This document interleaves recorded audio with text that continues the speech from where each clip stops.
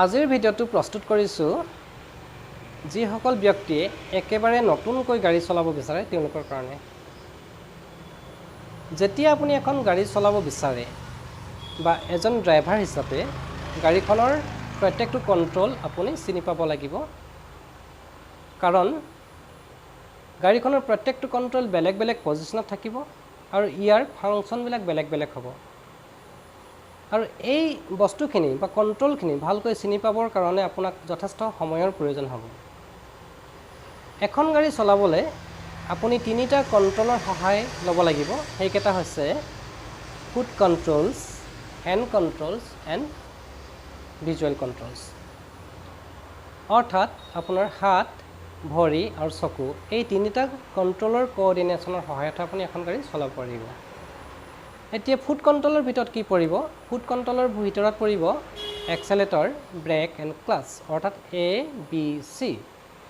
এক্সেলেটৰটো আপোনাৰ সোঁ ভৰিৰ তলত থাকিব, ব্ৰেকডাল মাজত থাকিব আৰু ক্লাছডাল বাওঁ ভৰিৰ কাষত থাকিব। Accelerator and brake pedal should be operated by your right foot আৰু clutch pedal should be operated by your left foot. অৰ্থাৎ এক্সেলেটৰ আৰু ব্ৰেকডাল সদায় সোঁ ভৰি দি ধৰিব, ক্লাছ পেডেলডাল সদায় বাওঁ ভৰি দি ধৰিব। আৰু যেতিয়া এক্সেলেটৰটো অলপ প্ৰেছ কৰিছে তেতিয়া বাওঁ ভৰিখন অৰ্থাৎ ক্লাছ পেডেলটো ৰিলিজ কৰি দিব।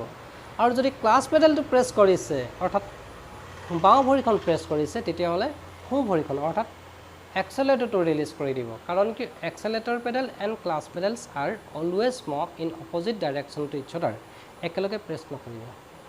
এতিয়া how to use accelerator pedal? এক্সেলেটৰডাল কেনেকৈ ধৰিব? Press the pedal with toe while resting the heel on the floor. অৰ্থাৎ এক্সেলেটৰডাল আপোনাৰ সোঁ ভৰিখনৰ এই তলুৱা দি ধৰিব আৰু হিলটোত ফ্ল'ৰত ৰাখিব। গোটেই ভৰিখন এক্সেলেটৰ পেডেলৰ ওপৰত উঠাই নিদিব। আৰু এক্সেলেটৰটো আমি কিয় ধৰোঁ বা এক্সেলেটৰডাল ধৰিলে গাড়ীখন কিয় পিক আপ যায়? মেইন ফাংচন কি হয়? The accelerator pedal controls the fuel quantity reaching to engine. অৰ্থাৎ এক্সেলেটৰ পেডেলৰ জৰিয়তে আমি ইঞ্জিনলৈ তেল ছাপ্লাই কৰোঁ। গতিকে আমি এক্সেলেটৰটো যেনেকৈ প্ৰেছ কৰিও ইঞ্জিনলৈ তেলটো তেনেকৈ ছাপ্লাই হ'ব আৰু সেইমতে গাড়ীখনৰ পিক আপটো ঠিক তেনেকৈ বাঢ়ি যাব। যদি আপুনি এক্সেলেটৰটো জোৰছে ধৰিছে তেলৰ ছাপ্লাই জোৰছে যাব আৰু ঠিক গাড়ীখনৰ পিক আপটো জোৰছে বাঢ়ি যাব।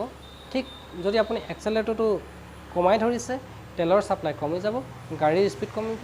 যদি লিমিটত ধৰিব জানিছে তেতিয়াহ'লে আপোনাৰ গাড়ীখনৰ স্পীডো লিমিট থাকিব। গতিকে আমি সদায় এই যেতিয়া নতুনকৈ গাড়ী এখন চলাম এক্সেলেটৰটো স্মুথ কণ্ট্ৰল কৰিব কাৰণে ট্ৰাই কৰিব লাগে।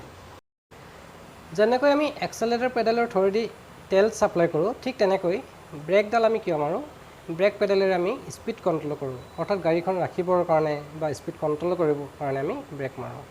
এতিয়া ক্লাছডাল আমি কিয় ধৰোঁ? অৰ্থাৎ বাওঁ ভৰি দি আমি যিডাল পেডেল প্ৰেছ কৰোঁ ক্লাছ পেডেলটো, সেই ক্লাছটো আমি কিয় প্ৰেছ কৰোঁ? যেতিয়া ক্লাছ পেডেলটো ফুল্লি প্ৰেছ কৰা হয় তেতিয়া ইঞ্জিন এণ্ড গিয়াৰ বক্স দুটা টোটেলি ছেপাৰেট হয়।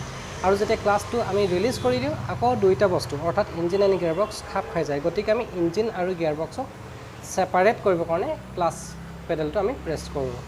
গতিকে আপোনালোকে যদি ক্লাছ ধৰিব ফুল্লি প্ৰেছ কৰিব তেতিয়াহে আপোনাৰ ইঞ্জিন আৰু গিয়াৰ বক্স টোটেলি ছেপাৰেট হ'ব। আৰু যদি আপোনালোকে হাফ ক্লাছ কৰে, হাফ ক্লাছ কৰি আপুনি গিয়াৰ লগালে গিয়াৰটো ভালকৈ নালাগিব পাৰে, বা হাফ ক্লাছ কৰি যদি আপুনি ব্ৰেক মাৰিছে আপোনাৰ ষ্টাৰ্টটো বন্ধ হৈ যাব পাৰে। গতিকে সদায় আপুনি ক্লাছ ধৰিলে ফুল ক্লাছ ধৰিব। বন্ধুসকল, আপোনালোকে যদি এনেকুৱা ধৰণৰ ভিডিঅ'বিলাক পাব বিচাৰে তেতিয়াহ'লে আপোনালোকে এই চেনেলটোক ছাবস্ক্ৰাইব কৰি ল'ব। ধন্যবাদ।